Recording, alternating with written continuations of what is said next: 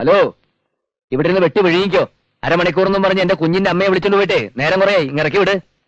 അയ്യോ, അവരച്ഛന്റെ മുറിയില്ല. അതിനെനിക്കെന്താ? മണി 9 കഴിഞ്ഞു. എനിക്ക് കിടന്ന് ഉറങ്ങണം. അല്ലെങ്കിൽ ഞാൻ തന്നെ പോയി വിളിച്ചോളാം. അയ്യോ അയ്യോ, നിക്ക് ഡോക്ടറെ, നിക്ക്. കുഴപ്പമുണ്ടാക്കല്ലേ, ഞങ്ങൾ വിളിച്ചുതരാം. അവളെ വിളിച്ചോ ഞങ്ങളെ. ഹിന്ദിയിൽ ഇപ്പൊ എങ്ങനെ വിളിക്കാം? അയ്യോ, ഹിന്ദി വിളിക്കാൻ വളരെ എളുപ്പം. ആഹോ ആഹോ എന്ന് വിളിച്ചാൽ മതി, അല്ലേ ഡോക്ടറെ? നല്ല ആവോന്ന് ഒന്ന് ചെന്ന് വിളിക്കും ഞങ്ങളെ. आवो आवो। आवो। मैं चाह रही केवल प्रभु के श्री चरणों की सेवा करना। मैं कर लूंगी संतोष मिले यदि गायों की सेवा करना। बोलो मदंग बेटी शबरी, यदि अन्यस्तु तो कौन श्रेष्ठ। तुझ में तो प्रभु ही बोल रहे, निश्चय होगी तू भक्त श्रेष्ठ। आंखों भर आई शबरी की। आवो आवो। ആരാ?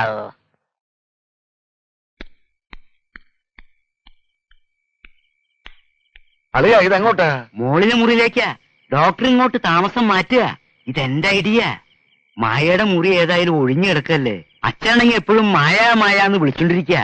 ആവശ്യം വരുമ്പോഴൊക്കെ നമ്മൾ ഡോക്ടറുടെ വീട്ടിലേക്ക് ഓടുന്നതിലും നല്ലതല്ലേ അവരെ നമ്മുടെ കൈപ്പിടിയിൽ ഒതുക്കുന്നത്. എന്നെ നിങ്ങളെല്ലാരും കൂടി കുടിക്കല്ലേ? ഇനിയിപ്പോ ഞാൻ എന്താ ചെയ്യാ? ഏതാ മുറി? മുള്ള. സാധനോട് പറഞ്ഞേ. ഈയൊക്കെ എന്നെ നേരത്തെ ചുമട്ടുപടിയായിരുന്നു ജോലി. ഇങ്ങോട്ടോ. എന്താ? ആ ഡോക്ടർക്ക് രാത്രി പാൽക്കഞ്ഞി അത്രേ. ഓ, പിന്നെ 4 പൂവമ്പഴും ഒരു വലിയ ഗ്ലാസ് നിറച്ച് മുന്തിരി ജ്യൂസും. അയ്യോ, എന്നാലും എന്റെ ശിവൻകുട്ടി, ഇത് എന്നോട് വേണ്ടായിരുന്നു. തെരയാവുന്ന സ്ഥലത്തൊക്കെ ഞാൻ തെരഞ്ഞു നോക്കി. ശിവൻകുട്ടിയുടെ പൊടിയുമില്ല, മായയുടെ പുകയുമില്ല. പോലീസിലൊരു പെറ്റീഷൻ കൊടുത്തു. ഇൻസ്പെക്ടർ ഇത്തിരി പൈസ ചോദിച്ചപ്പോ ആ പെറ്റീഷൻ ഞാൻ തന്നെ തിരിച്ചു വാങ്ങി. അങ്ങനെ പോലീസിന് കൈക്കൂലി കൊടുത്ത് തിരിച്ചു വാങ്ങേണ്ട ചരക്കൊന്നും അല്ലല്ലോ നമ്മുടെ ശിവൻകുട്ടി. അല്ലേ കൂടപ്പറപ്പേ? അതെ.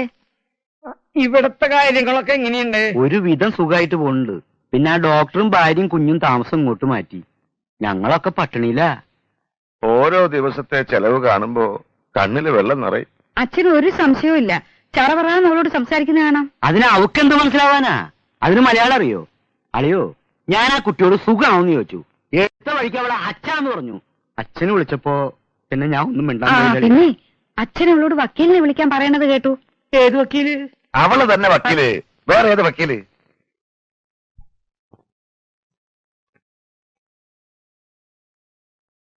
അച്യുതൻകുട്ടി. നാരണക്കുട്ടി. എന്താച്ചാ? മായ എവിടെ? അവളെയും കൂടെ വിളിക്കേ. മായ. മായ എന്ത്? മായ അവള് കുളിക്കാച്ചാ, വിളിക്കണോ? അല്ലെങ്കിൽ വേണ്ട. ഇഷ്ടദാനം പറഞ്ഞു കൊടുക്കുന്ന ഈ നേരത്ത് അവളെന്തിനാ? കേട്ടോ വക്കീലേ, എനിക്ക് മക്കള് 4, 2 ആണും 2 പെണ്ണും. എല്ലാറ്റിലും ഇളയതാ ചിന്നമ്മു. അവളെ വളരെ മുമ്പേ ദൈവം തിരിച്ചെടുത്തു. ചിന്നമ്മു മരിക്കുമ്പോ എന്റെ മായമോള് ദേ ഇത്രേ ഉള്ളായിരുന്നു. ഒരു എലിക്കുട്ടിയെ പോലെ. എന്റെ പ്രാണന അവള്. ജീവന്റെ ജീവൻ.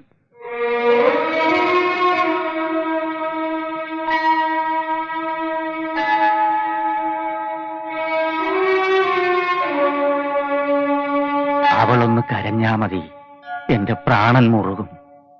എന്നെ ചതിക്കാത്ത, മറിച്ചൊരു വാക്ക് പറയാത്ത ആ കുഞ്ഞിനുള്ളതാ എന്റെ ശേഷിക്കുന്ന സ്വത്ത് മുഴുവൻ. അവളുടെ കല്യാണത്തിന് മുമ്പ് എനിക്കതൊന്ന് എഴുതി വെക്കണം. ഇതാ, ഇവർക്കെല്ലാം ഞാൻ നേരത്തെ തന്നെ ആവശ്യത്തിലധികം കൊടുത്തിട്ടുണ്ട്. എല്ലാം വായിച്ച് എനിക്കൊരു ഇഷ്ടദാനം എഴുതി തരണം. എടാ, ഞാനീ പറഞ്ഞതൊക്കെ ഹിന്ദിയിലോ ഇംഗ്ലീഷിലോ ഈ കുട്ടിക്കൊന്ന് പറഞ്ഞു കൊടുക്കണം. ചതിയായിപ്പോയല്ലോ മകളെ. കമലാക്ഷി, നമുക്കൊന്നുമില്ലേ?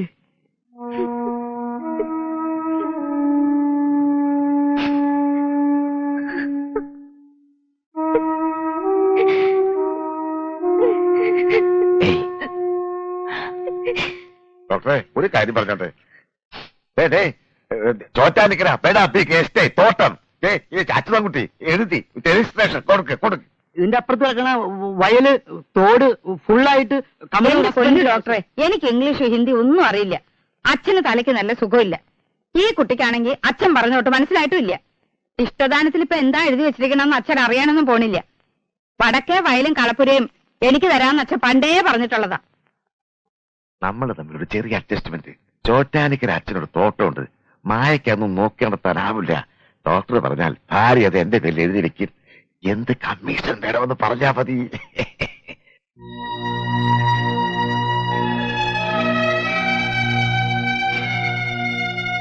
മതി, നിർത്ത്. സാരമില്ല. സത്യം പറഞ്ഞ ചുറ്റും നിൽക്കുന്നവരുടെ യഥാർത്ഥ മുഖം കാണാൻ ഭാഗ്യം ചെയ്തോളാം നീ. നിന്റെ മുത്തച്ഛന്റെ സ്നേഹം. അദ്ദേഹം നല്ലൊരു മനുഷ്യനാ, നല്ല മനുഷ്യൻ. കരഞ്ഞത് മതി, ആരോടൊന്നും പറയണ്ട. അവർക്ക് ഇഷ്ടദാനമല്ലേ വേണ്ടത്, നമുക്കത് കൊടുക്കാം.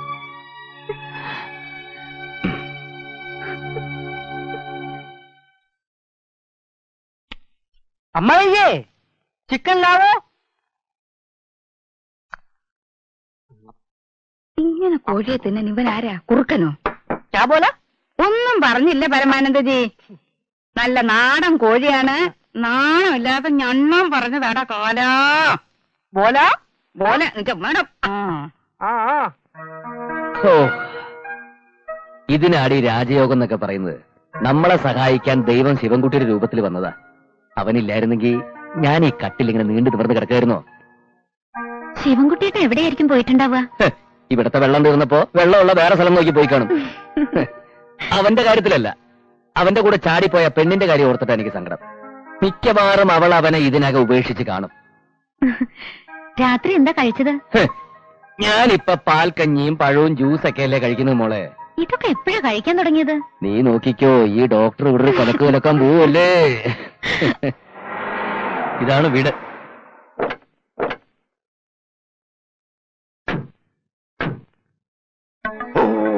വാ വാ.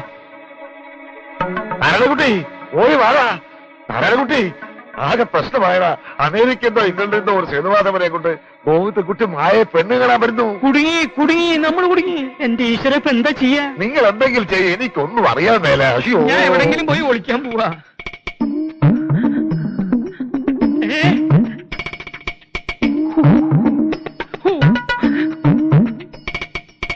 പെങ്ങളെ. ഓ അയ്യോ, നാരായണകുട്ടി ആരും കാണുന്നില്ലല്ലോ. മൂത്തളിയോ?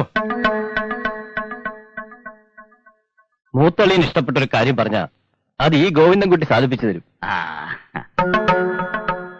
എന്തായി?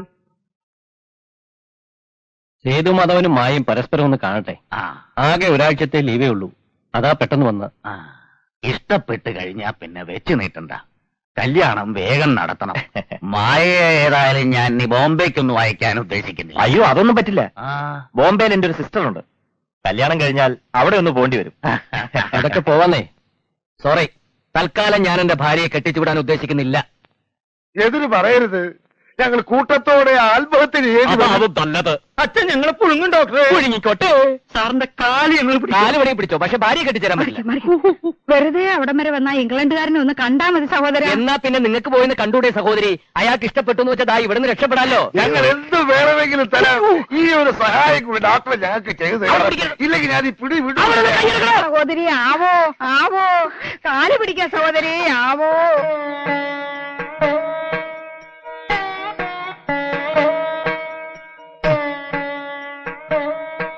പൊന്നു മോളെ, ഇത് കാണാൻ മോടെ അമ്മയും അച്ഛനും ഇല്ലാതായിപ്പോയല്ലോ.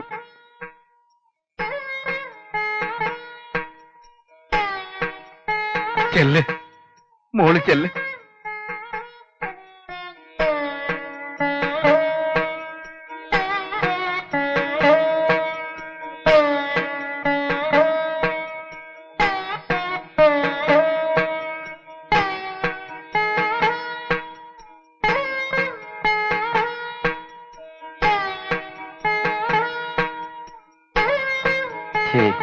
എന്താ അളിയാ ഇത്?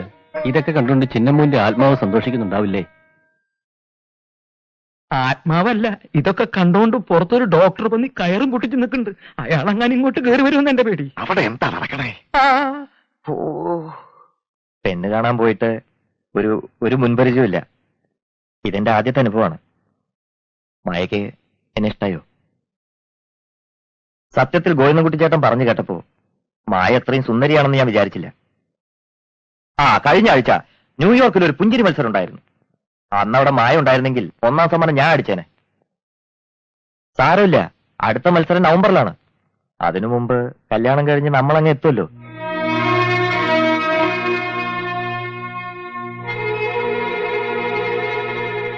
എന്താ മായ, എന്താണെങ്കിലും പറ, ഞാൻ പരിഹാരം ഉണ്ടാക്കാം. മുത്തച്ഛനെ പിരിഞ്ഞ് ഞാൻ എങ്ങോട്ടുമില്ല. സേതുമാധവൻ ഇംഗ്ലണ്ടാണ് വലുത്, ഞാനല്ല. എന്നെ വേണമെങ്കിൽ ഇംഗ്ലണ്ടിലെ സകലതും ഉപേക്ഷിച്ച് സേതുമാധവൻ ഇന്ത്യയിൽ ഈ നാട്ടിൽ വരണം. ഒരു ജോലിയും കിട്ടിയില്ലെങ്കിൽ കൂലിപ്പണി എടുക്കണം. അത് സേതുമാധവനെ കൊണ്ട് സാധിക്കില്ല.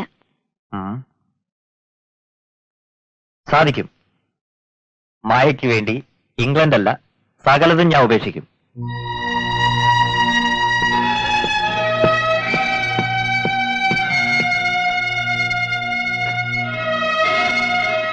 മായയ്ക്ക് ആളെ ഇഷ്ടമല്ലോ. അടുത്ത ആഴ്ച തന്നെ സേതുമാധവന്റെ വീട്ടുകാർ വരും. കല്യാണം എത്രയും പെട്ടെന്ന് നടത്തണം. അതങ്ങ് പള്ളി പറഞ്ഞാൽ മതി. താനാരാ? ദേ ഗോവിന്ദൻകുട്ടി മാമ ഇവളെന്റെ ഭാര്യയാണ്. മാത്രമല്ല ഒരു കുഞ്ഞിന്റെ അമ്മയാ. ഇവിടത്തെ മായ ശിവൻകുട്ടിയുടെ കൂടെ നാട് വിട്ടിട്ട് കാലം കുറയായി. അതറിഞ്ഞ ഇവിടുത്തെ മുത്തച്ഛന്റെ കാറ്റ് പോകുന്നു പറഞ്ഞ് ഇവരെല്ലാരും കൂടിയിട്ട് ഇവിടെ വെച്ച് നാടകം കളിക്കുക. ഒരു ഇംഗ്ലണ്ടുകാരൻ ഇവിടെ കല്യാണം കഴിച്ചു കൊടുത്തത് ഈ കുടുംബം കലക്കരുത്. ഇങ്ങോട്ട് വന്ന് പറയട്ടെ. वो आत्मिक कदम हो गया. വേണ്ട, മൂത്തളിനോടൊന്നും പറയണ്ട. ഞാനും പറയുന്നില്ല. പക്ഷെ ആ ശിവൻകുട്ടി ഉണ്ടല്ലോ, അവനും അവളും എവിടെ ഉണ്ടെങ്കിലും ഞാൻ പൊക്കും. അവന്റെ ശവം ഞാൻ ഈ വീട്ടുമുറ്റത്ത് കൊണ്ടുവന്നിടും.